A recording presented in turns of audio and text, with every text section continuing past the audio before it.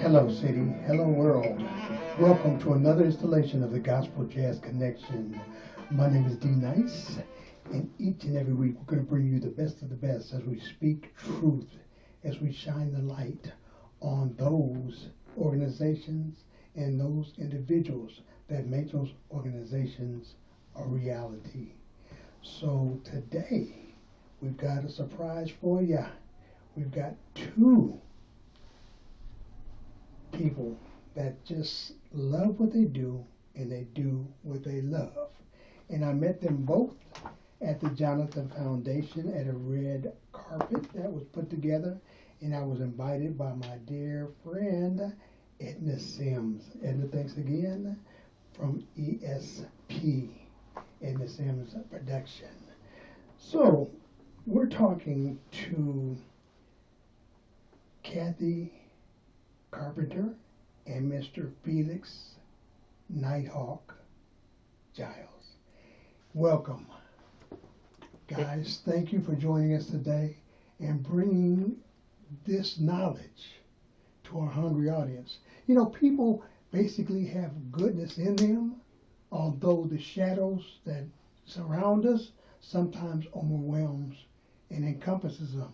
Inside there's something good because they want to help. When they see somebody in need, they'll stop and give them a quarter or a dime or something. They're always going to do something, whether they know it or not, subconsciously, to let you know that there is some good in them.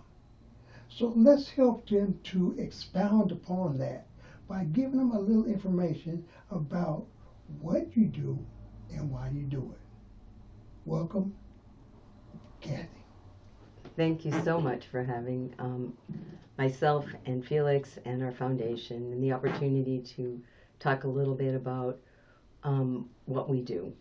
And you're absolutely right when you say that shining the light and giving people the space and the opportunity to just be themselves.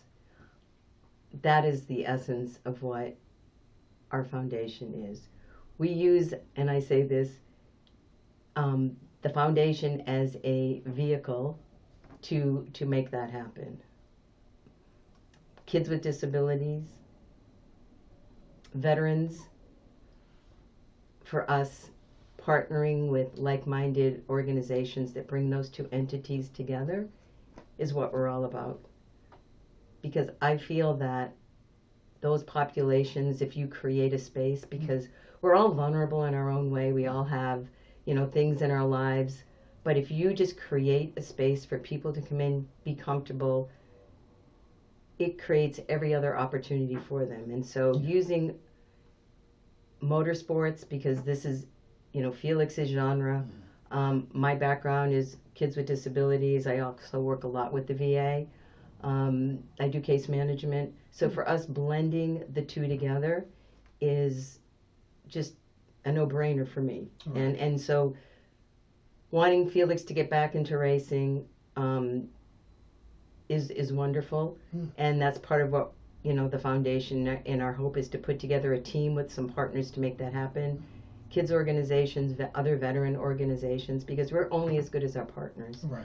And that's truly how we look at our approach. Mm-hmm. So, Felix, we talked earlier on and off the record about your love for motorsports and what you went through and anguish and the disappointments and the pains and the Band-Aids, and you wanting to come back. And now I can see a little more about that nudging hand that's helping you to have that deep desire to come back. So this relationship with bringing motorsports and developing kids of need into this emergence, where did that come from? I mean, it's not like you sat down one day and just kind of like had this epiphany. It had to come from somewhere. Well, it came mainly from my upbringing and, the fact that, my parents always instilled in us to help others. Right. I know from that point, if it wasn't for my parents giving me the guidance and the discipline to do the things that I've done and have accomplished, I wouldn't be able to help others. So, being that I did get into motorsports, I had no desire from a child to be in motorsports. My desire was to be an engineer. Right.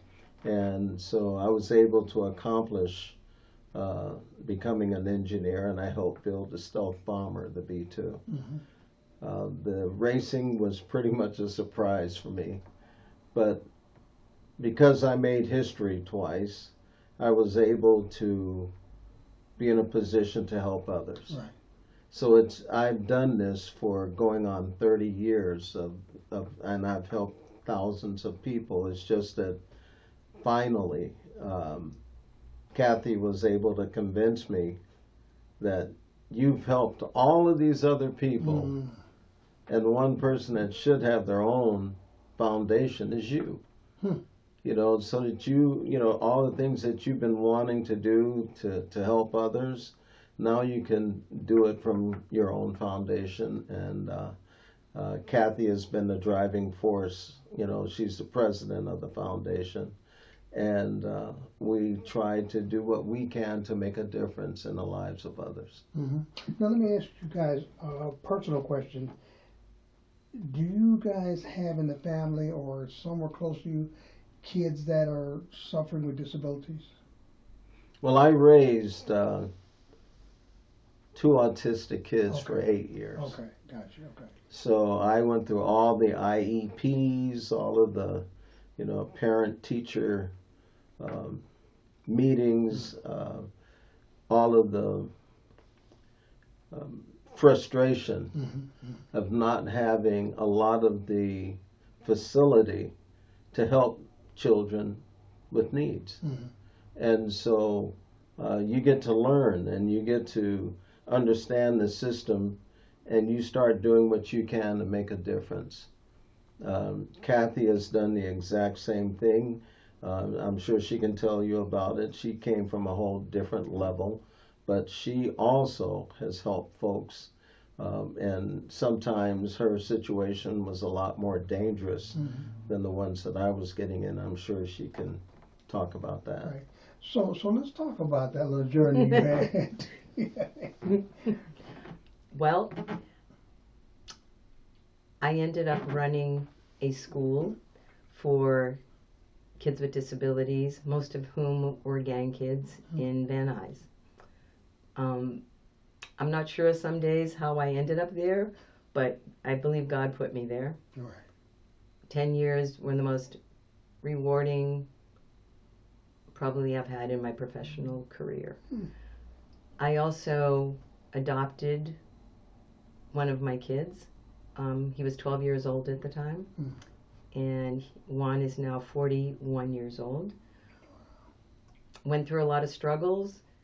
So proud of him. He came to me at 28 years old, had been in the heating and air conditioning field since he was young. I couldn't even get him to finish high school. Right. I spent more time in juvenile hall with him and many of the kids. But I also knew that, like so many kids, you just have to help them find their niche. Right. And that's really what it is, because they don't have any role models. Most of the kids in the school that I ran never got beyond 4 blocks beyond their neighborhood. So they didn't know what the real world was like. So I tried to at least bring that. And what I found was we're all just humans. We're all people who want to just have interaction with other people. And a lot of times if you force people in a situation, it doesn't work that way. Right. So for me, it was just a natural progression to be able to bring. I will say it wasn't without struggles, and the nice part of it is, though, to this day I get to see a lot of the kids who are now grown adults, have families of their own, and came from the most unexpected places. So it's truly a gift to have been through the journey. Right. Now, there had to be somewhere in the startup. It starts with the mind and then goes to the heart. Because mind can think something real quick and go it dissipates. But when the heart's in it, it seems to bring everything else aboard. So at what time, before you took it from the head, did you ever sit back and say, you know what, looking at pros and cons, the yin and yang, maybe I'm not cut out for this? Was there ever a time that you had that kind of doubt? I don't think so.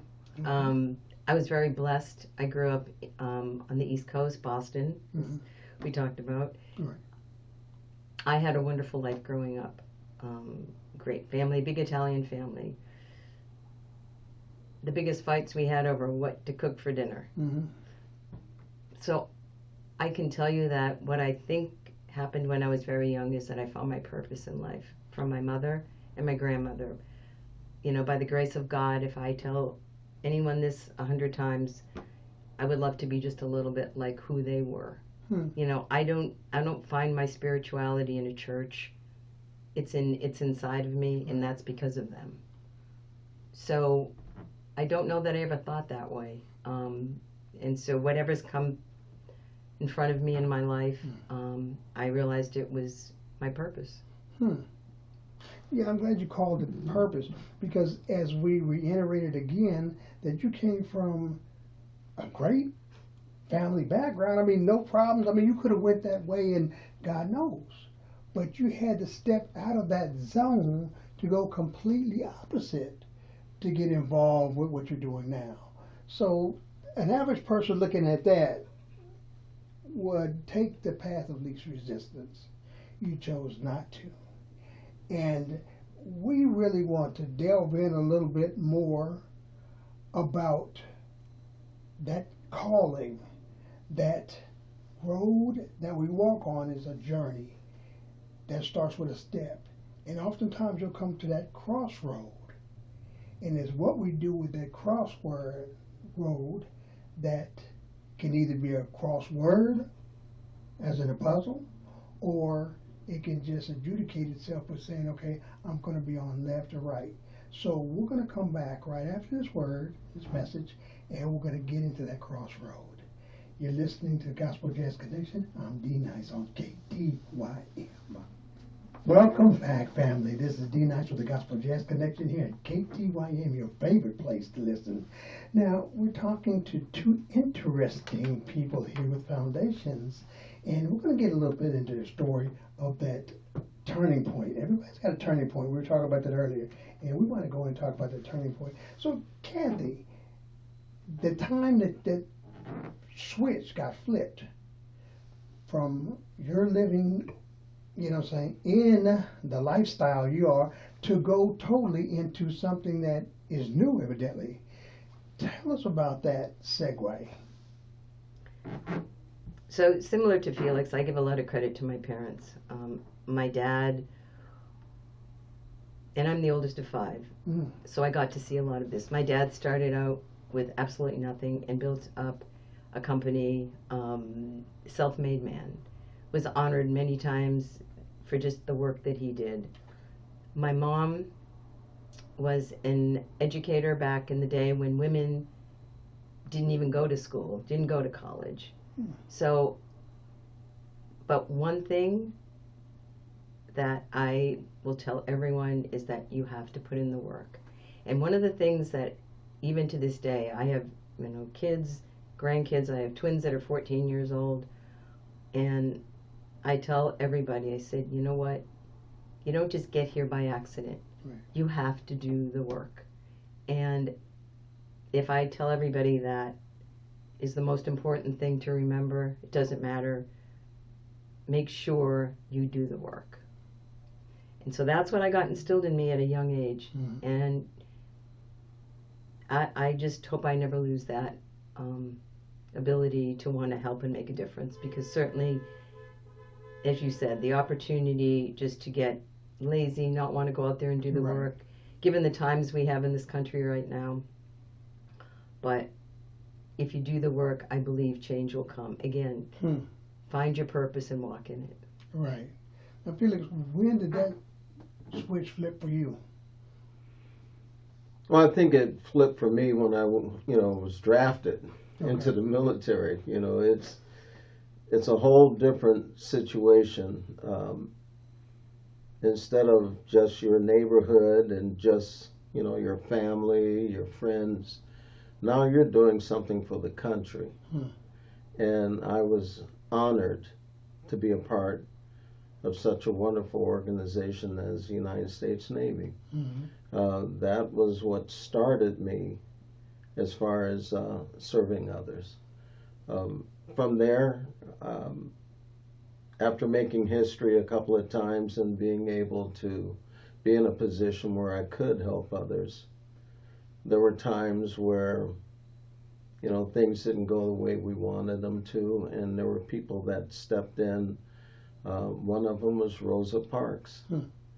And I got to meet Mrs. Parks when I was going through some pretty rough situations with sponsorship. Being a black driver out there racing, there weren't a lot of people willing to sponsor a black race car driver. And there was a company that, it was a black-owned company that decided they were going to help me. I was so excited. We put everything together, a whole program, and then they gave the sponsorship to a white driver. It totally broke my heart, just took the wind out of my sails. And at that time was when I met Sister Parks. And I told her what had happened to me. And then she told me certain situations that had happened to her that I had never saw in the history books. And she said, Felix, when I wouldn't give up my bus seat, it wasn't that I was trying to make history or do something great. I was tired because I had worked all day. And why should I have to move? And for that, I expected the trouble to come from the white folks. What I never expected was the trouble that came from the black folks. And they were saying things like, why are you rocking the boat? Why are you making it harder for the rest of us? And what she told me then has stuck with me. She said, sometimes when you really believe in something, you got to be willing to stand alone. If you're not willing to stand alone and go through that fight by yourself if you have to, then you better look to something else to do. And that totally got me inspired to continue. And from that point on, I never looked back. Because there are paths of least resistance. And I'm not going to lie to you. You know, we've all come across hard times, and then we looked at the corner of our eye and we saw some easy street. And we're like, everybody comes to this point in life, I don't have to be putting up with this stuff. It's just an intimate thing that comes to you every once in a while when you come into a situation. I don't need this no matter what it is. It may be different lifestyles, different, responsibilities, and you've already paid your dues, and you're like, I paid at the office. It's got to be something deep set in you for you to muscle through that, gut it out, and say, okay, I know I can do something easier, but I'm going to go for this. And I know both of you have had challenges, even when you talk about your sponsorship, even when you talk about getting involved with coming from the Eiffel Tower. It's just a time that's going to reach every person listening to the sound of our voice, that they're going to say, wait, what am I doing this for? What is this all about? I could be making money, professionally here. I can make money as a consultant. There's so many things you guys can do to be billionaires. But you chose to do this. And what I'm trying to get my listeners to understand is there's got to be some crossroad. And you've got to be fortified enough in decision making and being true to yourself to make the right choice, whatever that choice may be. And you guys made the choice. It's the right choice to you, but it may not be the right choice to somebody else. So what do you tell those people that you know, friends and family, that are naysayers, that, you know, have been there before and still there, I'm sure. What do you say to those people? Well, not all money is good money. You know?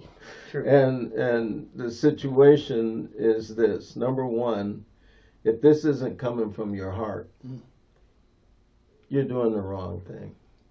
And the situation of having someone like Cathy work with me and convince me that I needed my own foundation, having somebody believe in you is strong. Right. And it gives you a direction, it gives you a purpose. And so I think for me, that's made a difference, and I'm proud and honored to be able to continue helping others. Wow. And you? I couldn't agree with what he just said more, because like all of us, surrounding yourself with the right people to be part of your team. And we all go through times where you think it's the right team, Right. and that either has you introvert or extrovert, and look for your team. And so he and I think, are an amazing team. And we both have the same work ethic and want to surround ourselves with the right team. Because, again, I will say this, we are only as good as our partners. Right. Plain and simple. That holds true. I've learned through the years to listen and watch and look, but I don't always have to speak or emulate what others are saying and doing. Because I found out, Marla Gibbs told me a long time ago when we were working together, we had a radio show and she was my host when she was off, you know, from the road and doing television. She said, if you want something done, give it to somebody who's busy. And it took me a long time to figure it out. She wasn't going to tell me any more than that. But when I found what she meant, I had it licked after that, because somebody who's busy knows how to organize. They can put it together and get it done. But somebody who has time on their hands, that's what they do. They just have time on their hands. And another young man, Jazzy Jordan, he was in charge of Verity Records from Capitol and some of the other, you know, secular music. He went to the gospel, and that's where he got his nostalgia. But he was a black race car sponsor. One of the few blacks that owned the cars, NASCARs that they were racing. And he told me, he said, you know what, if you can get up and go to a job and work all day, every day, and not get paid, and still want to go to work every day, you're in your calling. You're doing what you're supposed to do. And that took me some time to figure that one out too. Because I said, first off, I'm not going to do something every day unless I'm going to get paid. That's the nomenclature of the average person. Right. No money, no honey. That's right. But when you're doing something that you love, it's not work. And what I'm getting from you guys and what you're saying and what you're emulating is you're not working. You're fulfilling your ministry. You're on a mission. And you're doing what you're doing because you love it. And if it happens to interlap, like racing and working and doing this and doing that, then that's what makes the groove smooth for you. And you love to put people together. You love to enhance people's lives. You like to motivate, prod, and that's what you do, and you're good at it. Thank you. So no one can come and take your place. But now I want to take a few minutes, guys, before we leave there, and talk to those people that don't have the tenacity and don't know where to find it, to find their calling. What would you tell them, Cathy? I think you have to put yourself out there, because there are so many great people to help out there. There's so many great organizations. Most nonprofits are run by volunteers. So go out there and find your purpose. You know, don't sit on the sidelines. Let somebody see who you are. It's okay. I tell people this a lot. Don't let them just see your representative. It's okay to be vulnerable. It's okay to say, I need help. Because everyone who gets out there is in the same boat. We all put our pants on one leg at a time. So I would just encourage you just to go out, meet people, whatever interests you have out there. There's so many places you can go and help. You know, food pantries, Right. ministries, nonprofit organizations for kids, if you like kids, older adults. There's just everything there. So just go out and find your purpose. Love it. Brother Felix? Well, seeing so many unfortunate situations growing up, because like I grew up in the 50s,